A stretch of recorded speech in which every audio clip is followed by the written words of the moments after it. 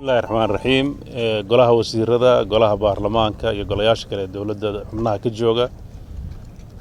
hay'adda wadooyinka Puntland iyo shirkadda CCECC iyo dhammaan governorka iyo maamulada kale dadka halka jooga dawladda guud ahaan runtii maanta waxay noo tahay farxad in uu bilaabanayo mashruuca boosaaso garowe laascaanood oo aan rajaynayno intii ka go'go'day in lagu sameyn doono dayactir mug weyn oo aan rajaynayno in ay wadadu ay maaragtay sidii si ku dhow ay ku soo noqoto sida aan rajada ka qabno runtii mashruucaas waa mashaariicda sida la sheegay waxba ka noqon maayo halbowlayaasha oo ah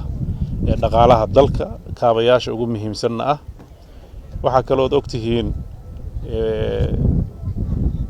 wadadii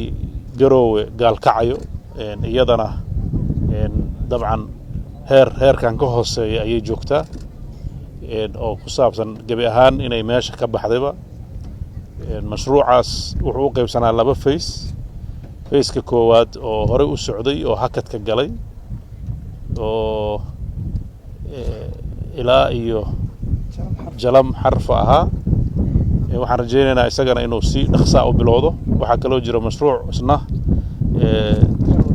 galow jalam ah inta kale ta marka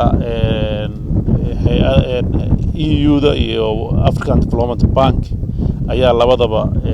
bixin doona kharashaadkooda waxaan rajaynaynaa dhawaan inta uu sanadkan dhamaan in tandarkiisa isna uu bixi doono middan kale to aan sheegnay hay'ado ilaa hadda gacan naga siiyay wili ma jiraan waxa uu ilaa hadda loo hayaa lacag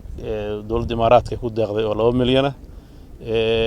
iyo dalka China aan ka rajaynayno inay qayb ka qaataan iyo dawladda Puntland dabcan waa isku tashi dawladda Puntland ay qaadatay cid kasta oo wax uga heshana ay ka rajaynayso inay gacan ka hesho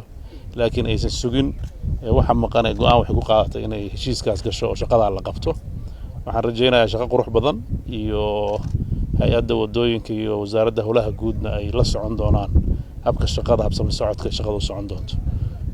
waxaan rajaynaynaa in howlahan ay guul noogu dhamaadaan aad baad u mahadsantihiin wassalaamu calaykum waraxmatullahi